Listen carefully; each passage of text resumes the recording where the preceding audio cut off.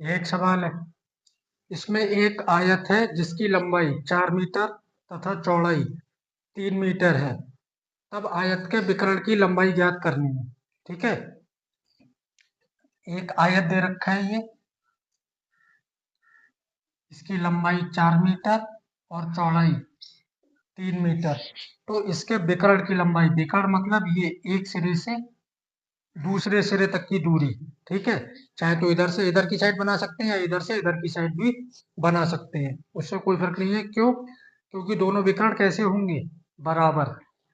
अगर ये आयत है तो इसकी सभी भुजाएं बराबर होंगी आमने सामने की।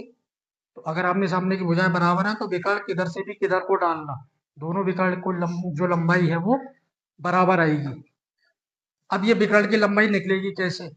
उसके लिए दो चीजें दे रखी है, लंबाई दे रखी है और चौड़ाई दे रखी है। तो विकर्ण निकालने के लिए फॉर्मूला होता है, वो फॉर्मूला याद होना चाहिए। जिसको फॉर्मूला याद होगा तभी विकर्ण की लंबाई निकल सकती है।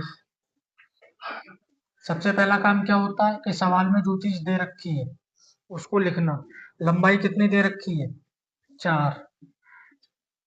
और लंबाई को एल से लिखते हैं। चौड़ाई कितनी है? बी। चौड़ाई को बी से लिखेंगे, जो कि दे रखी है 3 मीटर। अब निकालना क्या है? विकर्ण। तो विकर्ण का फॉर्मूला क्या था? ए स्क्वायर प्लस बी स्क्वायर। ये सभी कुछ पीछे कराया जा चुका है। ठीक है।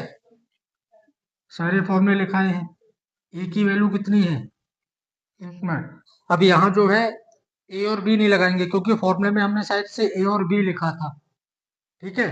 क्योंकि वहां भुजाएं ए और बी मानी थी, पर यहाँ भुजा एल और बी मानी है, तो इसको एल और बी में फॉर्मूला लगाना। L square plus B square. L कितना है? 4। तो एल की जगह 4 ऊपर स्क्वायर, प्लस बी का मान कितना है? 3। तो बी की जगह 3 ऊपर स्क्वायर। 4 का स्क्वायर करेंगे तो 4 का स्क्वायर 4 दूनी 8 नहीं, 4 का स्क्वायर 4 गुणा 4।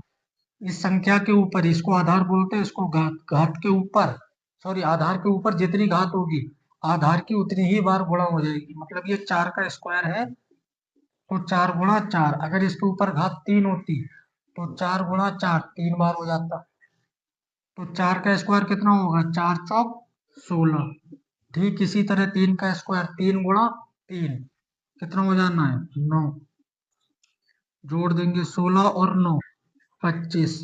और 25 कितने का अंडर रूट? वर्गमूल 25 है ना, तो वर्गमूल 25 की वैल्यू 5। कैसे? 25 के गुणनखंड करना। 5 से कटेगा 5 पंजे 25, 5 एकम 5। तो ये अंडर रूट के अंदर 2 बार आ जाएगा गुणा में। तो गुणा में अगर कोई संख्या 2 बार आती है तो उसमें से एक संख्या निकलकर बाहर आ जाती है। बात समझ आ गई? तो ये 5 मीटर हो जाएगा इसका विकर्ण। नोट करो सवाल।